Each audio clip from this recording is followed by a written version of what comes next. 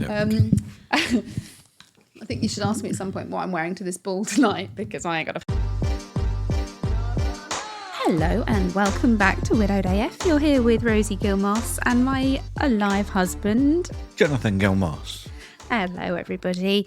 So we are recording on Friday morning by the seat of our pants, as always, hoping this will be out and in your ears by this evening. So we hope you've had a reasonable week. You may have seen from the Instagram I've been a little wonky. This is becoming a bit of a recurring theme. Who knows? Who knows?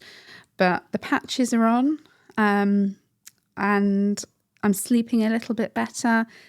And actually, I'm going to go off on a little tangent immediately. I'm not even going to warm them up this week. So I realised the importance of, as soon as you start to feel better, of doing those good things, because I'm really aware that I'm an advocate for the ice baths and the running and the yoga and attempting to get nutrition into myself. But when you go into those, the whole, and that can be caused by grief, it can be caused by mental illness, it can be caused by neurodiversity, it can be caused by just pure and simple overwhelm of parenting, living, existing in this world. And sometimes we hit a low. And in that moment, it's virtually impossible to look after yourself, because for me personally, I guess my therapist will probably tell me on Tuesday it's because I don't feel like I'm worth it. It's not a conscious thought. So staying hydrated, staying fed, seeing blue sky even, or grey sky, those things actually become impossible. And then if you're anything like me, you rely very heavily on routine. So if I'm going to do something, I will do it pretty much every day.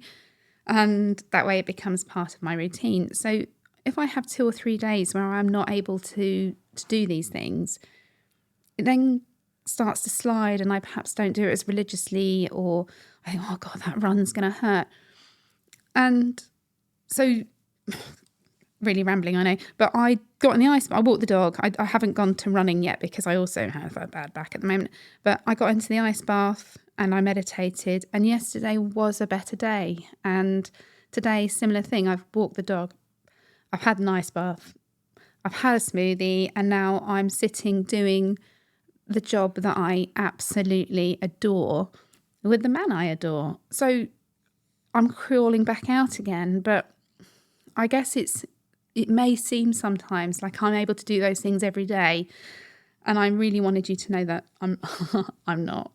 And it has been difficult. It's been difficult for both of us. Again, I worry horribly about the impact on the children when I get like this. I try and shield them, but in the interest of the open dynamic we have in our family, they are aware. But I am trying. I'm trying really, really hard, because I am so bloody hell, I'm going to cry. I'm so aware that I have been so lucky to be given this second chance at life. You know, I'm loved again, and I love again, and I have 4 incredible children, and I know everybody thinks their kids are awesome, but mine really fucking are. And I have a job that I love. I have friends who I love. I don't have, financial difficulties. But sometimes my brain won't let me enjoy it. And that's really, really difficult to understand. So I am working my way through it, and I'm going to share my journey with you, because I know from the messages I'm getting that I'm not alone in this. And I know that it's important that we talk. So I keep coming and talking to me, guys, if you're struggling, and I will keep telling you anything that I find that helps, and we'll do this together. Yeah. Hey, sorry, I let you get a word in edgeways then. It's okay. I was just listening. And the other thing is, I've got to stop doing this weird stutter thing. I'm really, when you meet me in person, I don't stutter this bad. It's this bloody microphone. So maybe I'll change it to a boom mic so I can't see it anymore.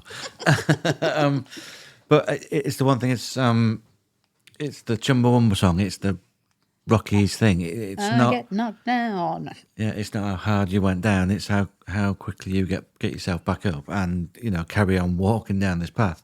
And you're only experiencing this now because you've had to do the work to carry the grief of Ben, and to carry that properly, you had to basically rearrange some luggage in the back of your brain and traumas and undiagnosed neurodiversity, in order that you can get through your life healthy, happy, raise those beautiful kids, and also, Ben wouldn't want you to not exist anymore. So it's a process that we all have to go through, and we generally we come through it. And quite a lot. You commented that quite a lot of the widowhood that you're meeting are on the neurospicy side. Yeah.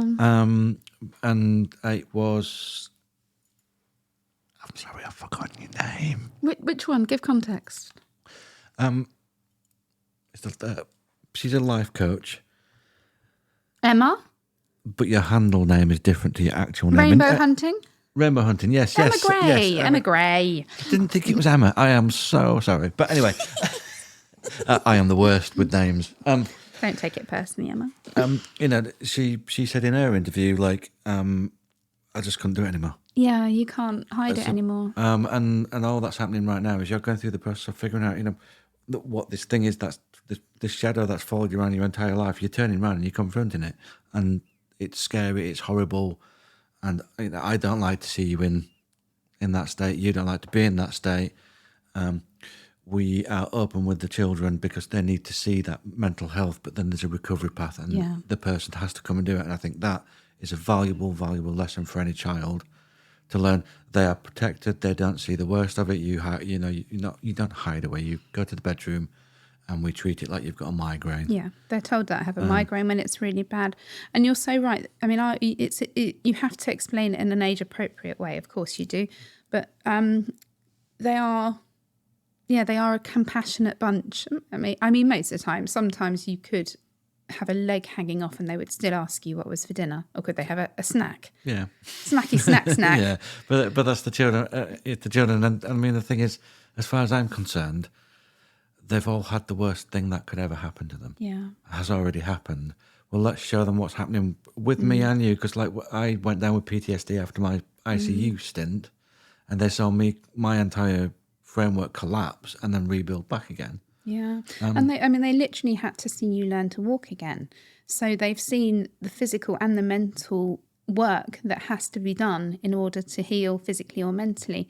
And I think it is genuinely an important lesson. And we're learning things in our parenting journey. And actually, one of the things that I'm going to want to kind of refer back to in Felicity Spearman's episode is this idea of parenting and being resilient, and how much emotion that you should show them.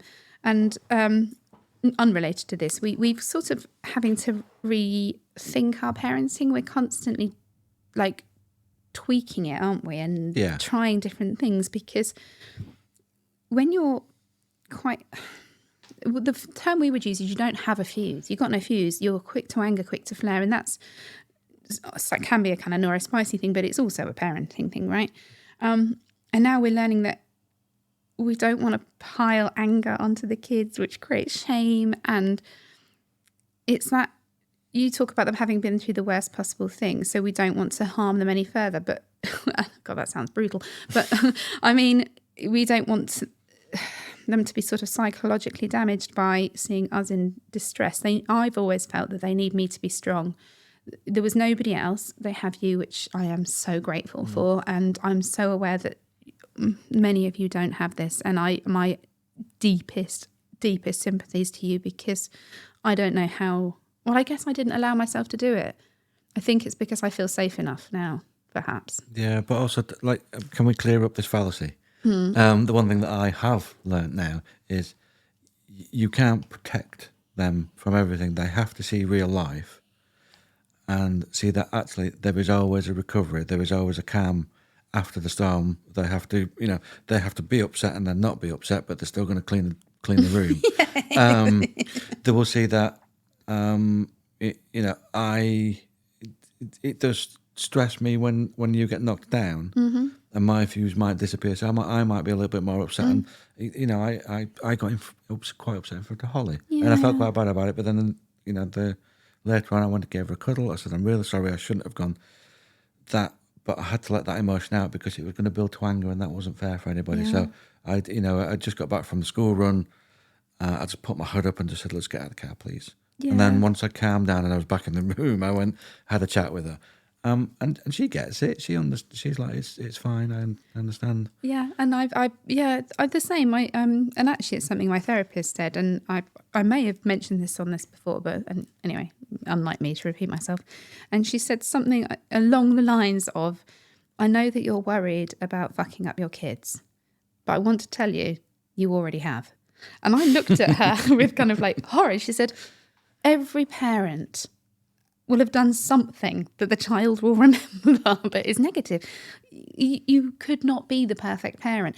Now, I don't mean, and I'm very much not talking about severe trauma here, of course I'm not, but I can still remember my mum smacking me once. I drew a picture of it to send to Childline. I was not a beaten child or an abused child, but there will be things that you have said to... Anyway, it felt weirdly freeing. I mean, it's not a permission to continue, but it means that your perfection is not attainable anyway. It isn't to anyone. So show your kids vulnerability, show them weakness, but please also show them strength. Yeah, and show them that you're working your way back. Yeah, and I said to the kids, I'm back in the ice bath, and that's a sign that things are on the up again. So the problem that I felt lately is I used to get a lot longer before bouts of the snake, as I call it, and it feels a little bit more like I am that weeble where I'm bouncing back up and getting smacked down. But as John far more eloquently said, it's not about the fall, it's about the rise back up again. And every time I get back up again, I do it with a little bit more strength and a little bit more compassion and a little bit more of understanding about who I am and how my brain works. And it's interesting to say about explaining to Holly, because myself and my son are both autistic, and we were due to go out for lunch yesterday because we're still waiting on that school place, and I just ran upstairs, took my clothes off and got into bed, and he came up and poked his head in and went, "You okay, Mum?" And I went, "My clothes just don't feel right, heck." And he was like, "Yeah, I get it." And and then I got changed and we went out and it was fine. But how cool to have... I feel very privileged to have him in my life who understands that aspect of me, and in turn I understand him. And if anybody does have a neurospicy child who's has quite sensory issues, this is not an advert, but Marks and Spencer's, I have just kitted him out, and they're really soft and really low on the seam. So we're actually wearing T-shirts the right way around for probably the first time ever. So thank you, M&S. I mean, I am available for sponsorship. We don't make any money. I'm not allowed.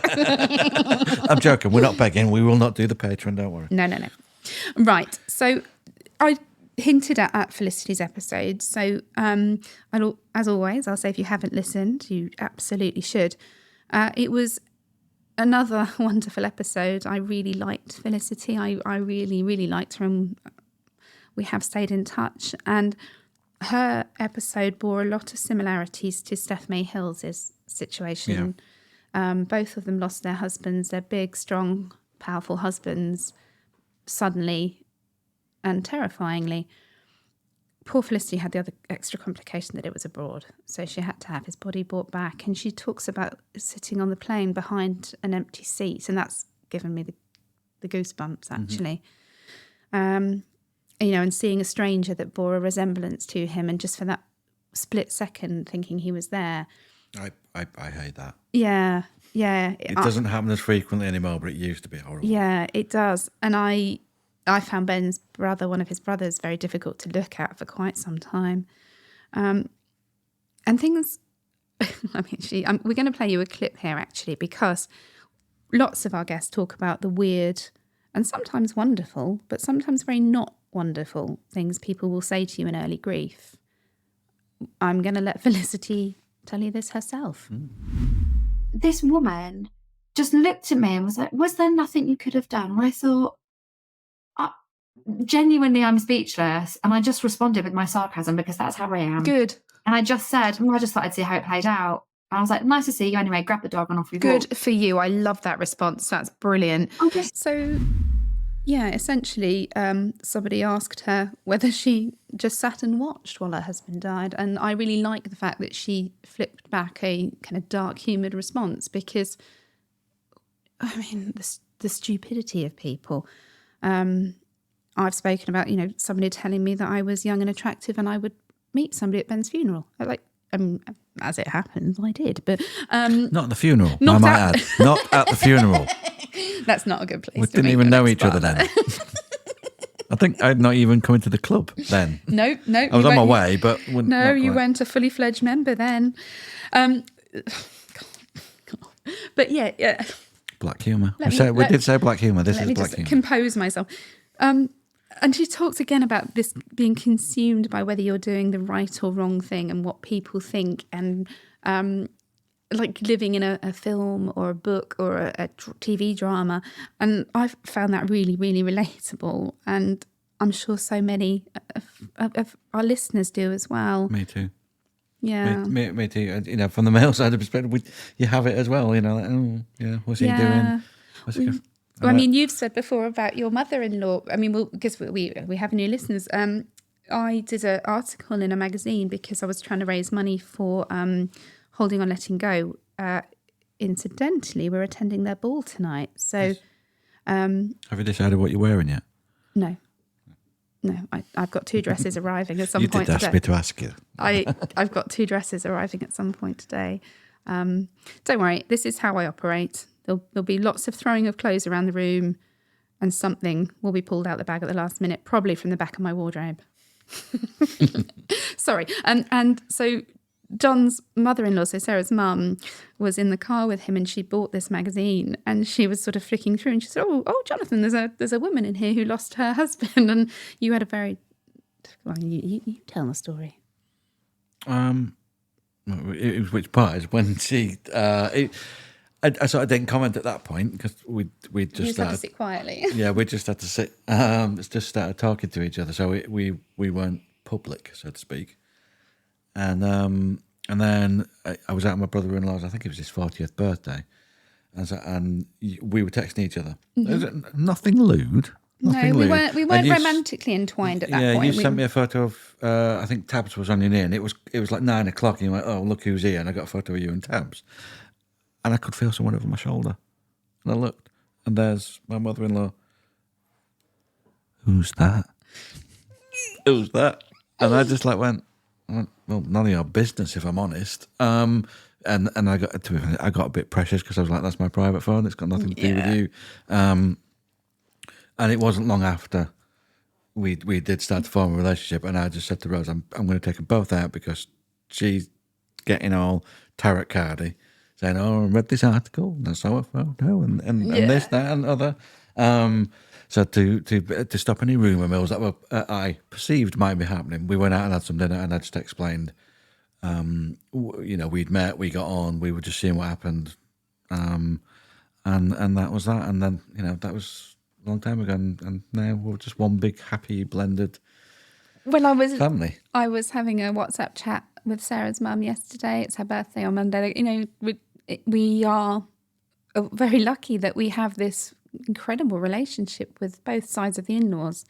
I'm thinking back to this time when we were sort of terrified about going public because you really you are scared. You are scared, and I think primarily you are scared that people will think that you don't love your person anymore. And we actually talked about legacy in Felicity's interview, and we have in several interviews. And you are the keeper of the legacy. So if you, and I use this term, and I'm doing the creepy finger thing, inverted commas, for if you replace them with another spouse or partner, what happens to your love and your memory of that person? Now, I believe, and I didn't believe until it happened to me, that the human heart just expands. And one of my guests recently, it might have been Laurie actually, that's not gone out yet. She says that she loves her husband, but she is no longer in love with him. It has become a different type of love. It's not a romantic love anymore. And I was quite, I don't know, I felt, sort of taken aback by this. But I suppose that's the difference, isn't it? You lose the romantic or the sort of, I guess, intimate feelings because they're not here.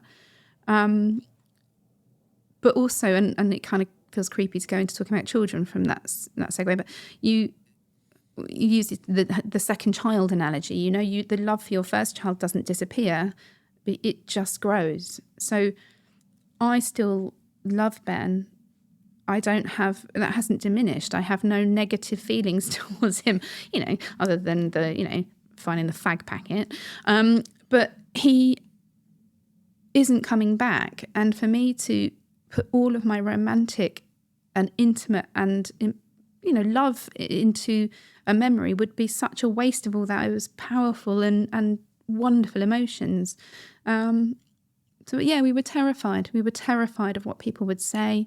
And that people would think that we were being disrespectful. And as the years have gone on, I find I care far less what people think, because it really is none of my business what they think. And as long as you are secure in the knowledge that what you were doing is right, and what you were doing in our case for our children was right, because you're not dating as a single person, are you? You're dating as a unit. Then as Taylor Swift would say, let the haters, they're going to hate, right? So your circle will change and your dynamic will change. But finding somebody to love and who loves you again is a beautiful thing. And we went, you took me away, didn't you? This is pretty romantic stuff. He whisked me to Lake Como, to a beautiful hotel. And whilst we were there, we both did dual Facebook posts. We should try and find them actually and put them on the Instagram, because it'd be quite funny. Yeah. We must have them somewhere. And we just did these Facebook posts announcing our relationship to the world. And we then turned off our phones and had dinner and got really drunk. Pretty pissed, yeah. And on the surface, at least, we were met with primarily love and joy. But I'm sure people had something to say about it. Yeah, and the thing I've really realised over the last 5 years, I'm going to throw back a bit, just to go into the comment about she still loves them, but she's not in love with them. I get this because I feel pretty similar to Sarah, and it happened probably not long after my interview. And then when I went and spread her ashes, and her memory it changed the way it sits. Yeah, you said that before to me, that you felt that her memory had transitioned into one of real kind of searing pain into one of warmth and happiness and privilege. And privilege, yeah. I got that time with her. We made Holly. You made Monty, Hector and Tabby. Did you just nearly forget our good names? No. It's this microphone stutter again. And I've lost my track of thought completely. You were talking about it being a privilege, and I get this. And as my boys particularly get older, and I see their dad reflecting back in them, I think too that it was a privilege that I had those years with him. And I might just quote in songs today, but Whitney Houston, "The ride with you was worth the fall," and it really was. I would do it all again, even if I knew what was going to happen to me. And swinging back round to the haters, we'll call them the haters because we're online and it's all hustling and all the rest of it. And I do love Taylor Swift.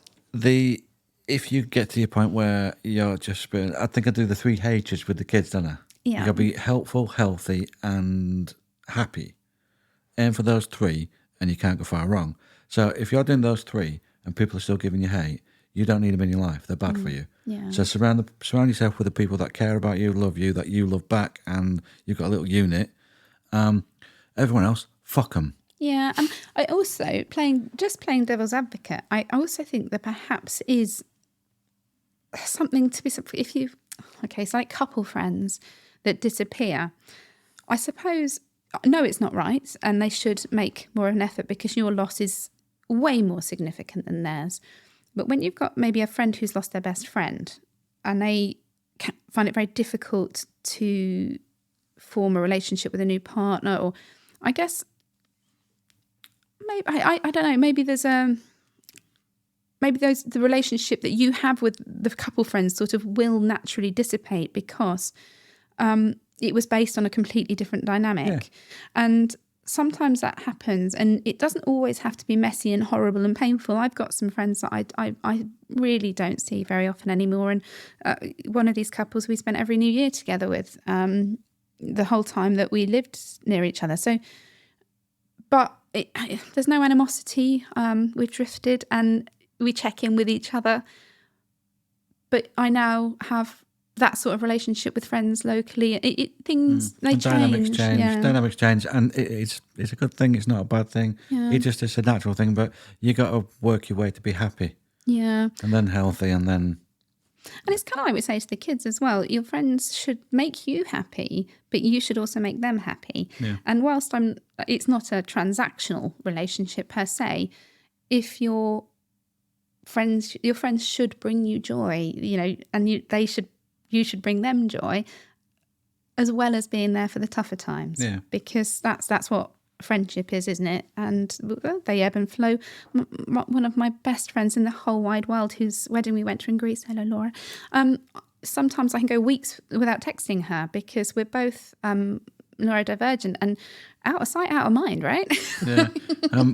My best friend up north, Stu, we literally just send funny TikToks to each other until we meet up and then chat. Yeah, that's how male friendships work, isn't it? Yeah. So your circle of friends will change. You will more than likely have some widows in your circle of friends. You got to get some widows in your circle of friends. Do what's right for you and what's right for your tribe, and don't worry about it. That's just reminded me of something. Steph May Hills, the lovely Steph May Hills, she reached out to Felicity after her episode. How kind is that? Yeah, very. I love that. She's a good egg. Yeah, she is a good egg. I'm going to try and meet up with her soon, actually, and catch up properly. The other thing we want to just quickly touch on is that we've been a bit slack on the marketing and the Instagram and that sort of thing. You guys know that it's been a bit of a tough time, and we're also having to fight quite hard for a place for our child at school, which I really hope by next Friday I have good news on. I think we will. I hope so. But we also are going through some rebranding. So I have a lady who designs the cards that I send to the guests, and we've asked her to do some new branding for us.